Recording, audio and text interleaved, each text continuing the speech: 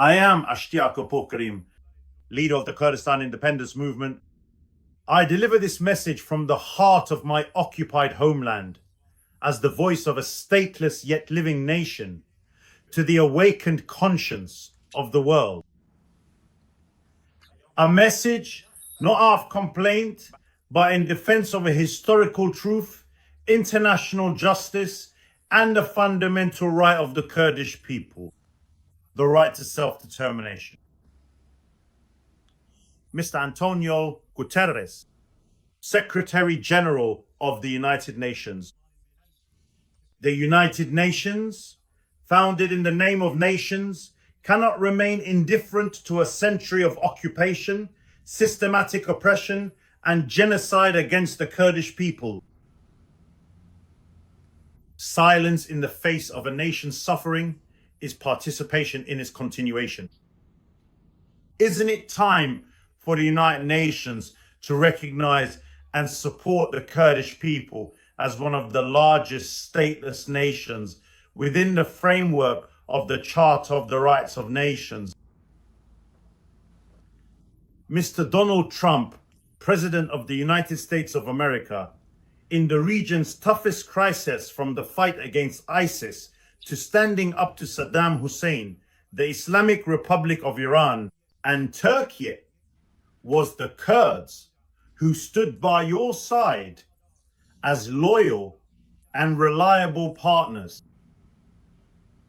But today, how is it possible that people like Tom Brock, who neither have any understanding of the historical and ethnic realities of the Middle East, nor any concern for justice, and who are openly hostile to the demands of the Kurdish people in Rojava, Kurdistan, are appointed as the United States' political representatives in Syria?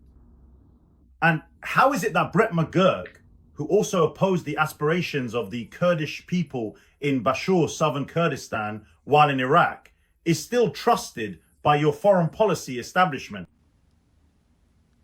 These appointments are not only a miscalculation, but also a clear blow to the historic trust between us and the United States. We want to preserve this strategic partnership, both in the path toward overthrowing the Iranian regime and in rebuilding a new Middle East. Mr. Emmanuel Macron, President of the French Republic, your support for the Kurds in Bashur and Rojava, Kurdistan in recent years has been valuable, and we are grateful for it. But remaining silent in the face of the crimes of the Islamic Republic of Iran against the Kurdish people in eastern Kurdistan is an unjust silence. France, as the heir to the revolution, must bravely reconsider its colonial legacy, including Sykes-Picot and Lausanne, agreements that divided our nation among 4 occupying countries. Isn't it time for France, as the heir to the revolution, to reconsider this colonial legacy and support historical justice for the Kurdish people? Hasn't the time come for France to openly and officially support the establishment of an independent Kurdistan state? Mr. Friedrich Merz, Chancellor of Germany, your nation itself was a victim of division and occupation in 2 world wars. It should understand the meaning of statelessness and the absence of political sovereignty more deeply than any other nation. The silence of the German government in the face of historical and contemporary crimes against the Kurdish people from Halabja and Sinjar to Kermanshah, Ilam, Diyarbakir, Kobani, and Kamishli is not only regrettable, but also contradicts the principles of German democracy. We expect your government, as the voice of European rationality, to support the legitimate demands and human rights of the Kurdish people. Mr. Keir Starmer, Prime Minister of Britain, Britain was one of the architects of the bloody borders of the Middle East. The Sykes-Picot Agreement not only fragmented our nation, but also laid the foundation for today's chaos. Your esteemed government was one of the main designers of the artificial borders of the Middle East in the Sykes-Picot Agreement. Borders that to this day have been drawn with the blood of the Kurdish people and other nations of the occupied lands.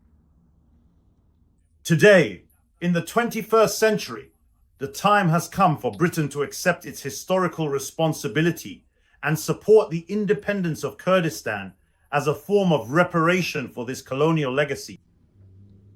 A nation that has stood united with democracy in the east, west, south, and north of Kurdistan deserves your strategic support.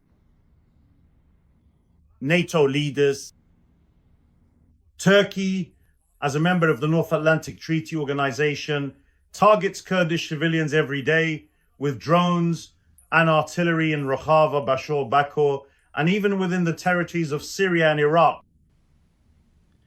Is NATO supposed to be a guardian of democracy or an ally to governments that commit genocide against the peoples of occupied lands? You cannot speak of Western values while at the same time turning a blind eye to the crimes of your ally. Is NATO guardian democracy or neutral observer state-sponsored genocide? European Union leaders, values such as human rights, justice and freedom will be nothing but empty slogans without real commitment. The Kurds, with a population of over 70 million, are still deprived of the most basic political right, having an independent state. Your silence is a violation of the very principles you claim to defend. Europe's silence in the face of this injustice is in clear contradiction with its professed principles. The Kingdom of Saudi Arabia and the Arab League, do you not see the occupations carried out by the Islamic Republic of Iran, Iraq, Turkey, and Syria against the Kurdish nation? If oppression is condemned in your faith and law, then how can you remain silent in the face of it when it is committed against the Kurds? The Islamic Republic of Iran, with its nuclear ambitions, is a threat to all of you. An alliance with the Kurdish nation is not just a moral obligation, but a necessity for regional security. Mr. Benjamin Netanyahu, Prime Minister of Israel, and the honorable people of Israel, you, more than any other nation, understand the meaning of displacement, lost homeland, and the struggle for survival. We have walked this same path as well. Today, we expect you to openly support the establishment of a Kurdish state.